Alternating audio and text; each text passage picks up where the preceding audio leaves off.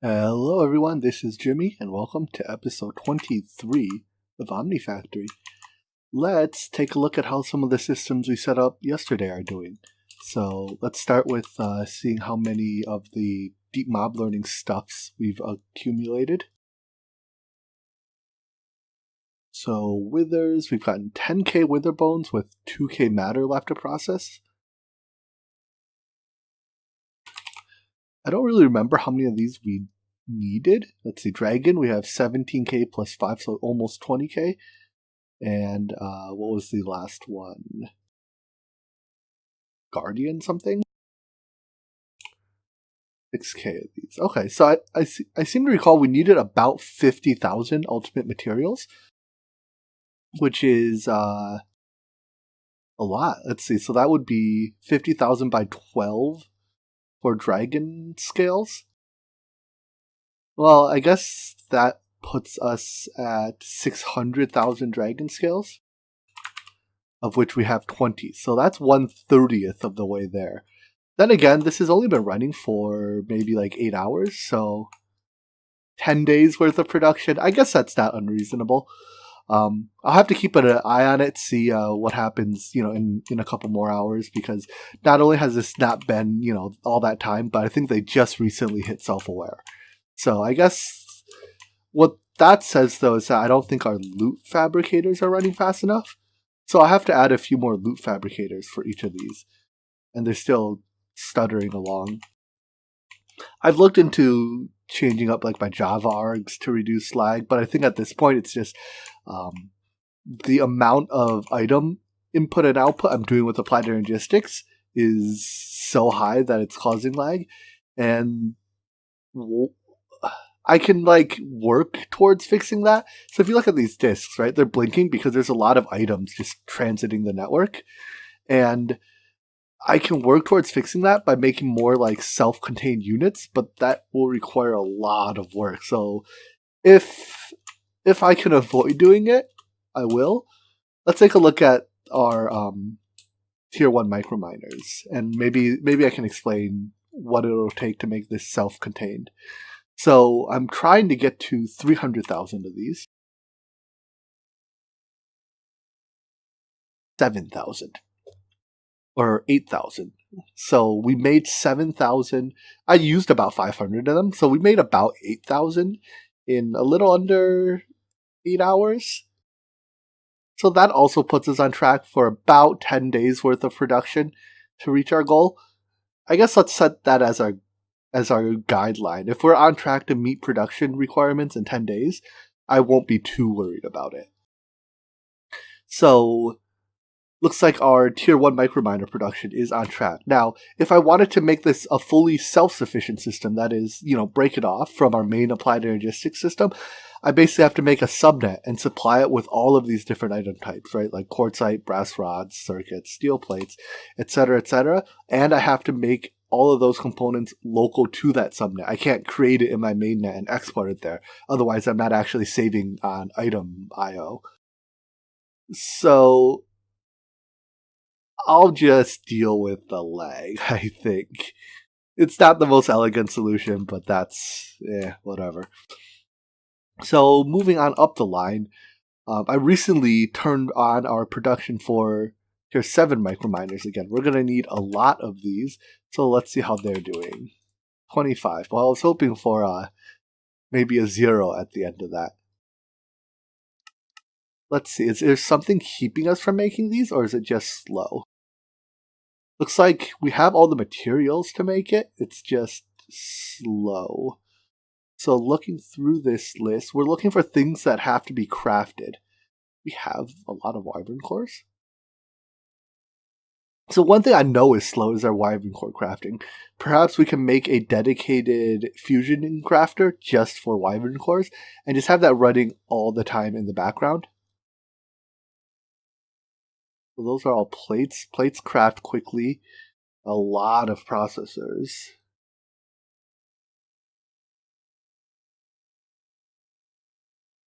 Yeah, so stuff like there's stuff like these particle or energy core stabilizers and advanced dislocators also have to be crafted on the fusion crafter or fusion injector, whatever you call those things. And once again, those are slow. So perhaps we'll once again create more fusion crafters so that we can distribute the load between them.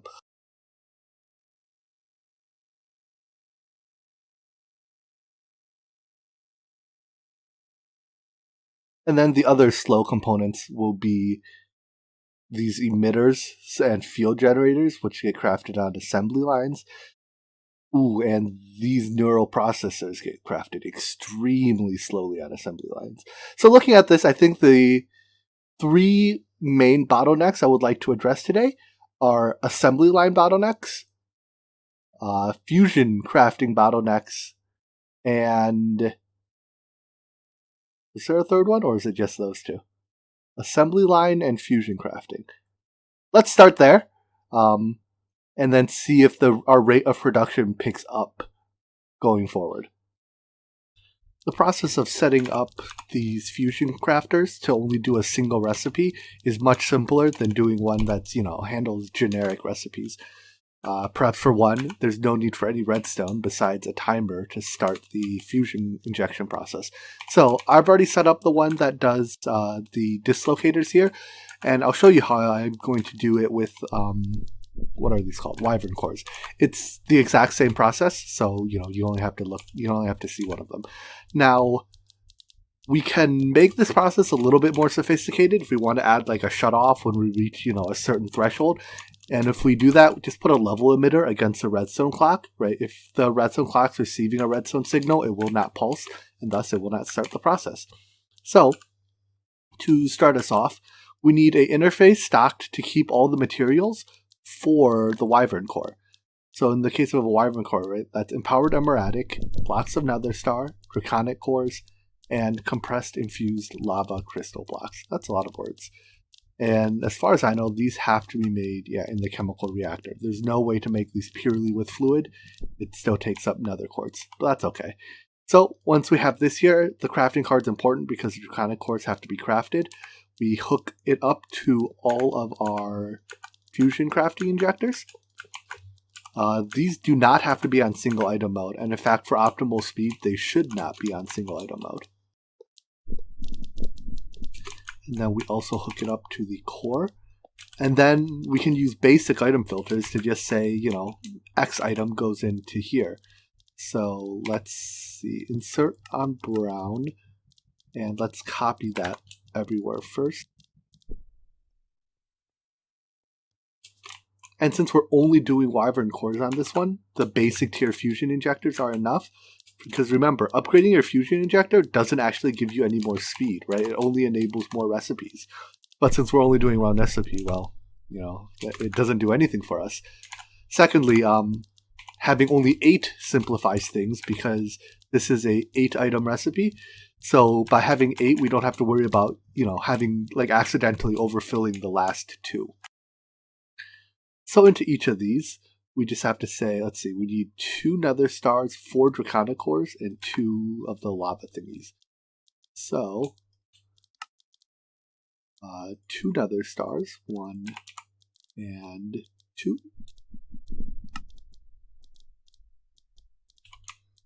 Moving on, we need 4 draconic cores.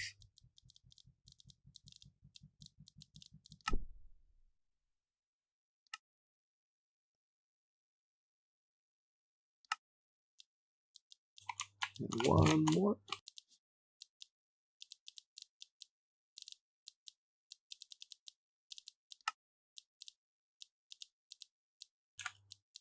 And lastly, we need 2 compressed thingamajiggers. And then into the middle goes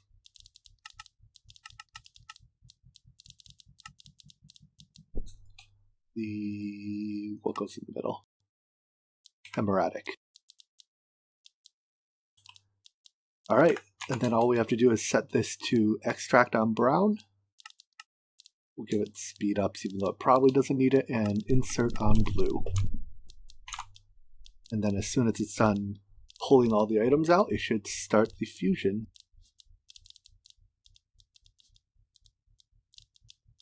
Here, insert brown draconic core. Oh, there we go. This is slower than I expected. Maybe the fusion tier injector, or the fusion injector tier does matter. And it applies an upper rate on how fast it can. This is unexpected.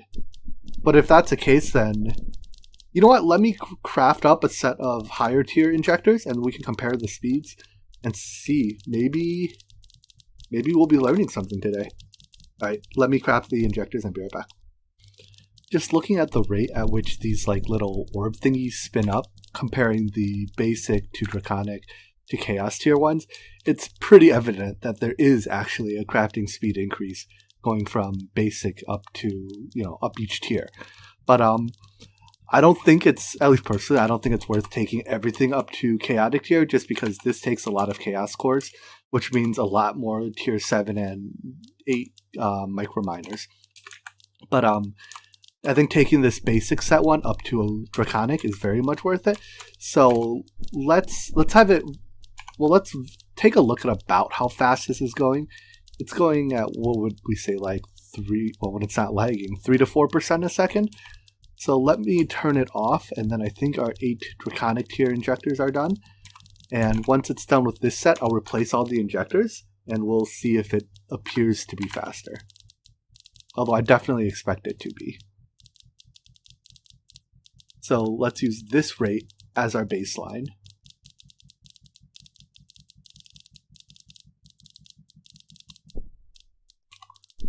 Then we can pick all these up. Do they drop their items? They don't. Oh well.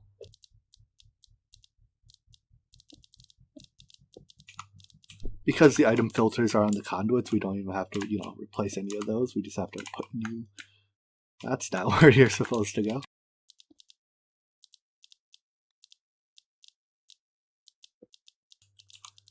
And then we can start you back up. Yeah, that is twice as fast, maybe even more than twice as fast. So, turns out I've been wrong for like the last 4 episodes, when I think just about every episode I said something along the lines of, hey, your fusion crafting injector tier doesn't matter. Well, it turns out Jimmy's an idiot. Don't trust anything he says, and your fusion injector tier does matter. Sorry for anyone I misled. My bad. But yeah, today I learned, and maybe today you learned. Cool. So if we find that there's any other fusion crafting items we need in significant quantity, we can quite easily expand this, add more over here or something like that. For now, I think we've addressed the fusion crafting bottleneck, at least to a comfortable degree. Now our major bottleneck in crafting is our assembly lines. So if we look at these, there's a couple issues. First of all, because the recipes aren't even distributed, we're not even running every assembly line at 100% uptime. And I think that's fine because there's only a few assembly line recipes that we'll be using a lot. So if we look at this one, this assembly line is processing tier 7 circuits, right? Wetware assemblies, which are, well, they're wetware but it's the same item. They're processing this item, and we use a lot of these all over the place, which is why this assembly line, well, is completely backed up. In fact, we can even turn blocking mode off on this. Maybe we can't do that safely. But pulse, yeah, like that's how much work is queued into this unpackager. Yeah. So this assembly line needs, we need to help it out and not have it process all of this.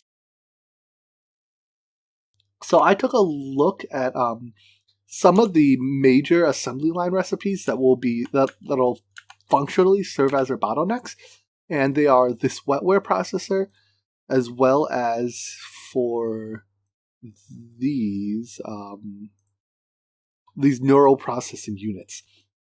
So I'm thinking we can dedicate dedicated assembly lines to each of these things, so that we don't have to have these these high volume items hitting our general purpose assembly lines. So let's see. How long a line do we need for this? This one is 10 and the other one is what, like 12? Oh no, this is only 4. So our options are we can either just copy this and make like maybe over in that corner or upstairs or something, make like another 6 or 8 full length assembly lines, or I can just make lines that are just the right length for whatever they're processing. And because materials are cheap, let's just copy these in case we have to change what they're processing later. So that is exactly what the copy paste gadget is good for.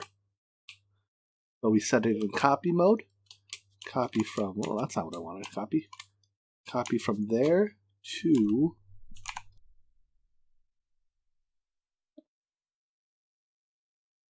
where did I put it? Here. It won't copy any of the tile entities, right? So all the wiring, the buses, etc. won't be copied, but it'll copy everything else. And then all we have to do is come over to here, set it into paste mode. Let's rotate it. And then we want to shift it up. So to do that, you shift right click in the air and do that. Do you want to shift it up one more tier? And doing this, I think it's the easiest way to obviously to copy paste assembly lines. So I'm going to get all the materials we need for these and place maybe 4 or 6 more assembly lines over here, and then we'll use these to process our to process some dedicated recipes to speed up our microminer production. All right, let's build us some assembly lines. So with any luck, I should have enough materials to make at least the frame, the rough outlines of 2 sets of these. That looks pretty decent. We still have, some bits to fill in. So let's start filling those in. I'm going to start by making 4, although we might have to add more as we go. If you haven't noticed yet, the theme of the, hyper late game part of this pack is just going to be hardcore parallelization. Right, we need hundreds of thousands, millions of items in some cases. So the only reasonable way to produce that many is to do them in parallel. If you try to do them in series, like with a single machine handling it all, it's just not going to be viable.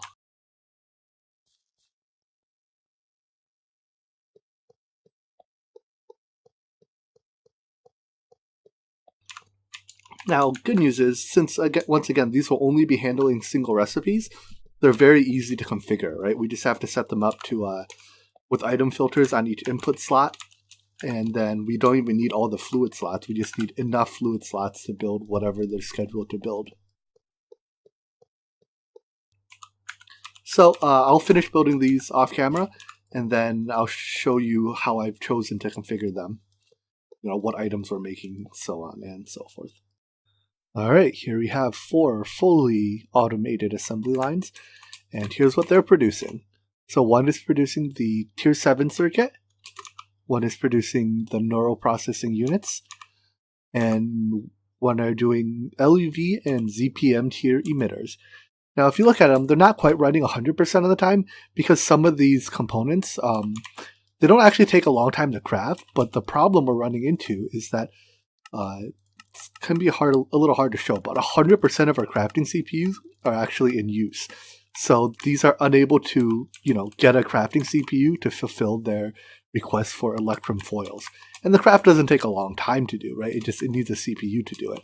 So I think the next step, well, there's 2 things to do next. First of all, since we just put up a bunch more UV tier machines, I think it's time to look at more power.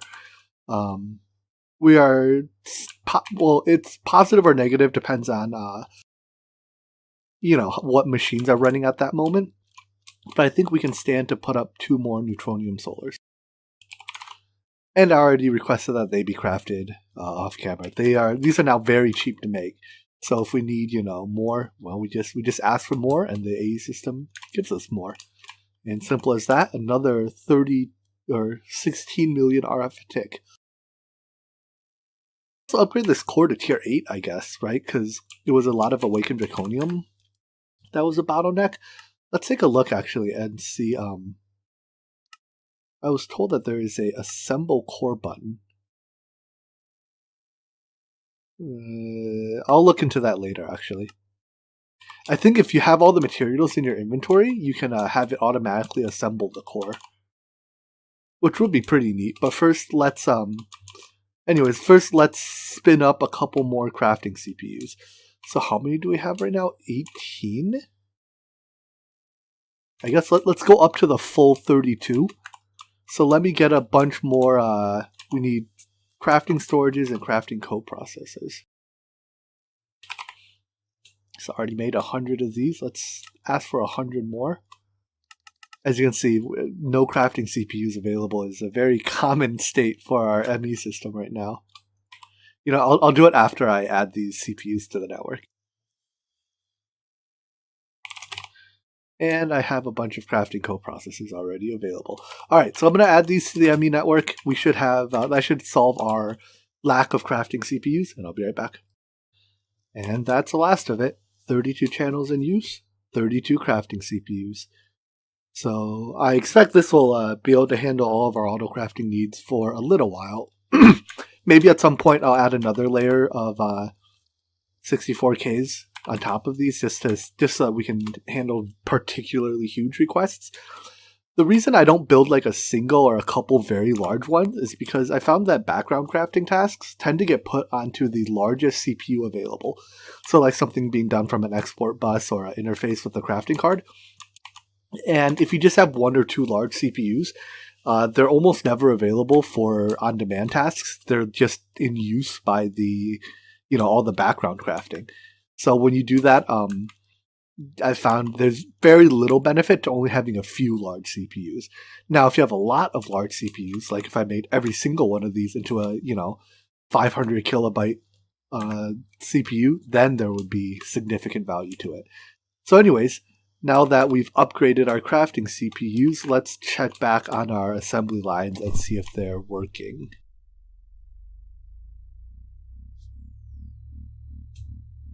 Well, 3 of them are working. This one might be out of ludicrous voltage tier, yeah. So this one crafts ludicrous voltage tier emitters, but this one uses ludicrous voltage tier emitters, and this one crafts them, but this one doesn't quite have 100% uptime, probably on account of a few of these components not crafting fast enough. So let's see which of these don't craft fast enough. Maybe electrum foils, there's just not enough of them available. So let's go, and what's the other one here? The other foil, platinum foil. So let's add those to our stock keeping system over here, just to make sure there's always a lot of them on hand available to use. So we need a bunch of these.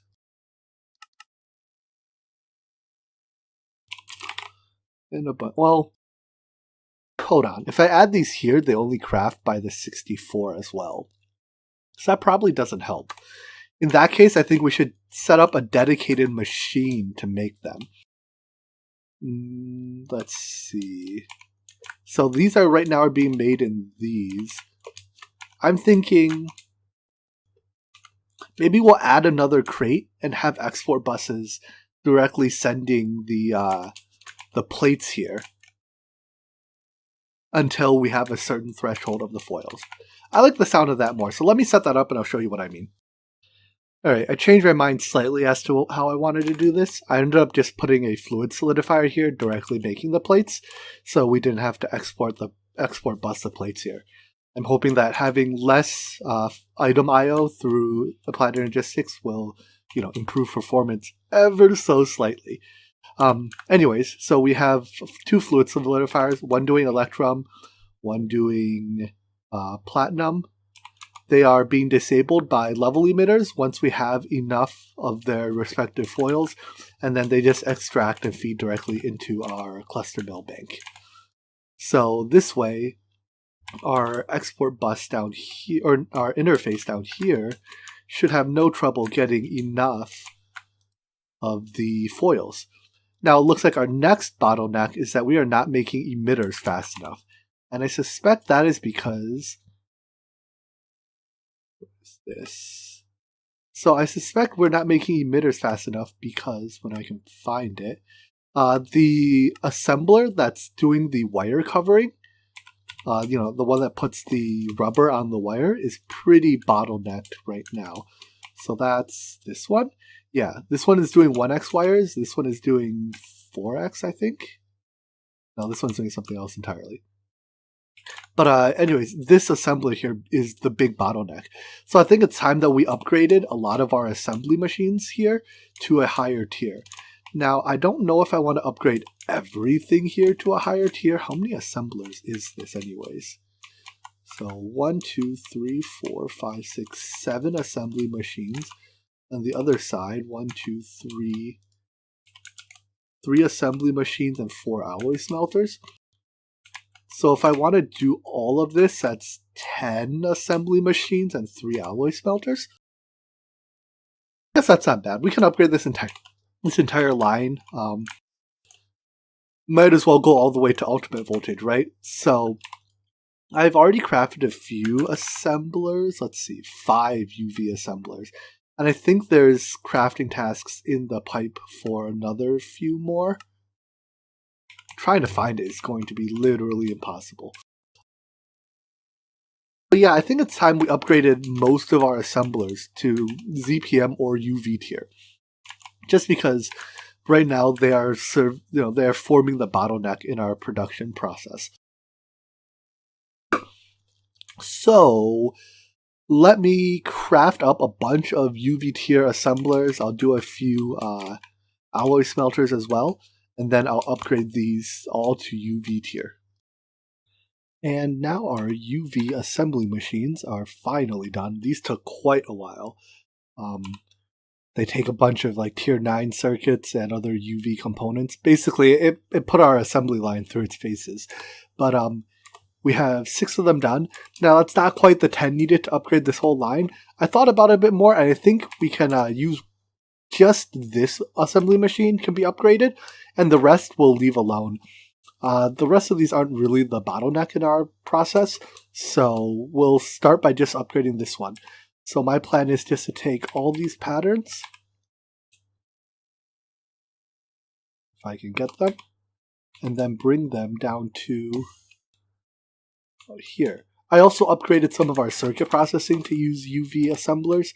So like our, basically all of our circuits are now being made, or at least our tier 3 and up circuits are being made here. Because we were using up these circuits extremely quickly. And to keep pace with that demand, we now have 6 more UV chemical reactors making wetware boards.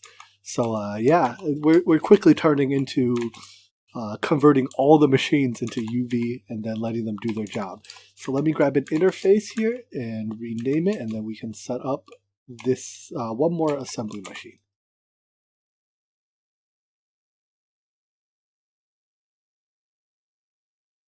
So this one is doing solder. Or no, it's doing rubber.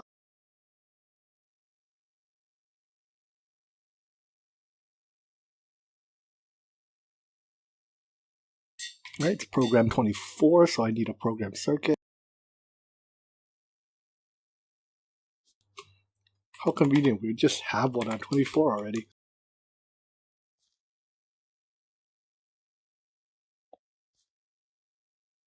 Let's get the machine.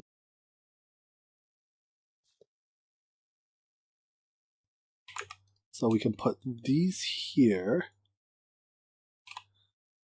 This will start filling up with cables. Let me make sure 24 is the right number. We need to be making 1x cable. So yes, it is. And then we just need a fluid export bus.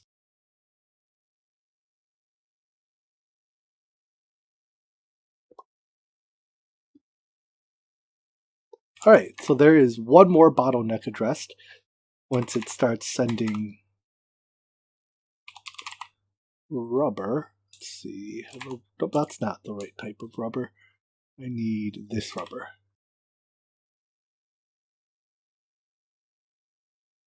Alright, it's going to start working. All right, and then it crafts them so quickly that I think I want to use the auto push feature finally. So someone told me that even though, well, to make it accept input on the output face, right, I have to right click this thing, but this face is normally stuck all the way up against this ME interface. If I just set it onto any other face I can see, and then I can switch it over. And now we are processing covered cable much, much quicker, which should result in all of these turning on once it gets around to the yttrium cables. Right, but this is doing one a tick or one every other tick. And now all of our assemblers are running. So we probably increased our power use by another, about 2 solar panels worth. But that's all right. We'll scale up our power production as we go. And I guess we can make it so one of our first goals will be the creative power cell or creative energy cell so that we don't have to worry about power. So anyways, with one more bottleneck addressed, why is this one blinking?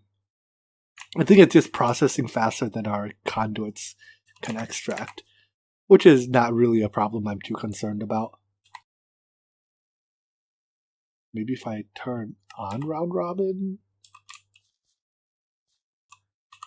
Anyways, with one more bottleneck addressed, let's see about what our next bottleneck will be, or maybe our next project. Maybe it's time to start crafting tier 10s. We need, I think it was somewhere around 300 of these. But let's start with 2 and, see what exactly it'll say we need to do first. So I can't even craft 2 yet on account of lacking chaos shards. And something else. Okay, no, that's just because they were used up before. So it's just we need to automate our chaos shard production. All right. So to get chaos shards, the first step we have to do is launch a tier 7 microminer to get a chaos guardian data, and then we use this to launch a tier 8 microminer to get chaos shards. I'm thinking we want to set up 2 dedicated microverse projectors, one just to process this, and one just to process this, because these take quite a while. 1500 ticks, and this one is about the exact same length. So if we set up 2 more dedicated large microverse projectors, we can have one of them constantly processing chaos guardian layer data, and one of them constantly processing chaos shards, at least until we have enough chaos shards. So how about I go build us those? We can put them up here. Can we put them up here? Do we have room? Yeah, I'd say we have enough room. So I'll put 2 more large microverse projectors up. Well, it's not good news when you put together your multi-block and it doesn't change color.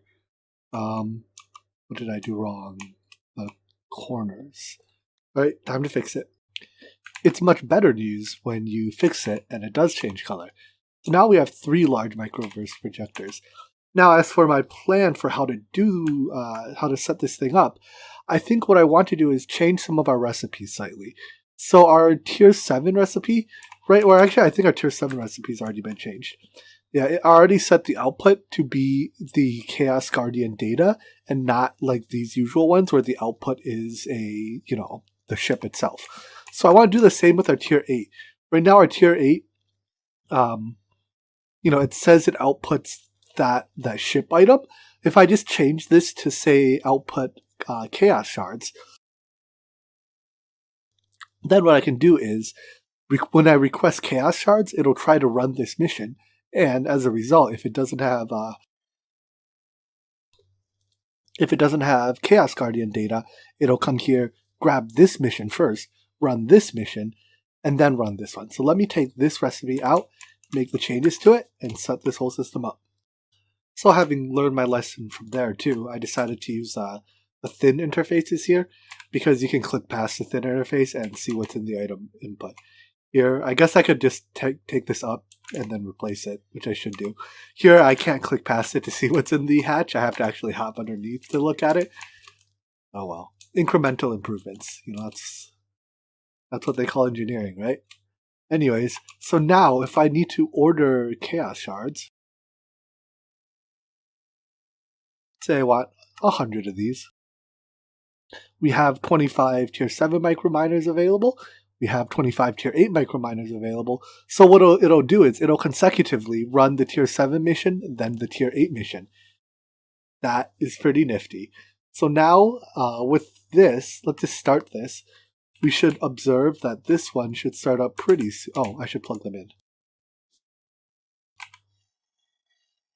Turns out you have to give them power in addition to items.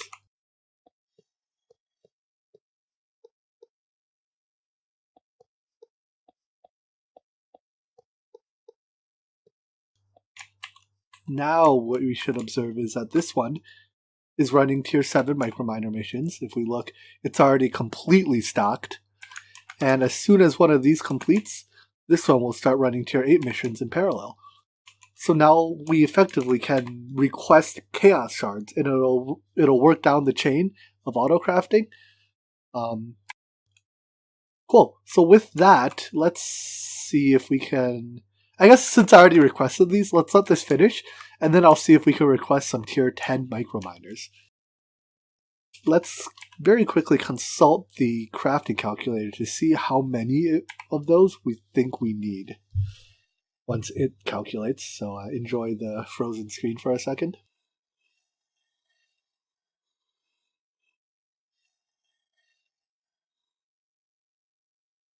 Alright, how many tier 10 microminers do you think we need? You think we need 335 tier 9s, and we need 1 tier 9 per tier 10. So we need to make 335 tier 10 microminers. Let's, yikes. Alright, well, let's keep that number in mind, and we'll wait for these chaos shards to finish. In hindsight, should not have ordered 100. Oh well. Alright, I ended up canceling the request for chaos shards and then just emptying out the item input manually. So I think with all the optimizations we made today, let's see if we can request 2 tier 10s at a time. And this will mark a significant improvement over our process before. So it looks like it's still a few too many bytes to do 2 at a time, but let's just scan through this to make sure we're not actually missing any resources. And as long as we're not missing any resources, we can have the A system, request these 1 at a time through an export bus. So, see how it uses a lot of these wetware assemblers. It doesn't use a lot of neural processing units, but it uses some. I'm glad we have those fully automated and running in the background so that, they can run on a separate machine than the one that ends up being the bottleneck. And you see how it'll automatically request the tier 7 and tier 8 microminers in order to do the, or in order to craft the what does it do with these? In order to craft the chaos shards needed. So yeah, at a glance it looks like all this is it'll take the A system a while to do stuff like 256 sentient enders. But that's the magic of auto crafting. We don't have to babysit all these steps. We just have to start it. So what I'm going to do is I'm just going to start 1 because that's the most that will fit on one of our drives or one of our crafting CPUs right now. So start. I still have to shift click these. Start. It'll probably be, 15-30 minutes before it's done. But what I'll do is I'll go ahead and add it to our auto crafting system over here, and let's see. So this one right now is doing tier 8s. I'll leave a spot for tier 9, so I'll put it here, and I'll just say until we have 350-ish. Until we have 350 tier 10 microminers, keep building them. Cool. So yeah, I hope this episode shows how I'm going to approach a large part of the remainder of the pack. It's all about identifying the bottlenecks in our production and optimizing those out, because we need some massive scale production, and that has to be done with automation, right? There's no reasonable way we can babysit these steps because it will take way too much of our time. So I think we made good progress on eliminating many bottlenecks today. I'm sure there are still plenty more. Maybe you noticed a few that I didn't. Go ahead and let me know. Otherwise, I'm sure I'll run into them in the next couple of days. At the time that I'm recording this, actually, I have no backlog in my video footage. So odds are if you tell me I missed anything early enough, I might be able to actually use it before I'm like 4 or 5 episodes further. So anyways, let's wrap up this episode here. I hope you liked the episode. I hope, again, that this gives you some insight into how I like to tackle large automation challenges. Once you have the basic framework down, it's just about finding their bottlenecks and eliminating them. And that's, in a way, true of like general manufacturing as well, right? You come up with a process and then make it efficient. So right now, we're making our processes very efficient. So, hope you enjoyed the episode, and I hope to see you in the next one. Take care. Bye-bye.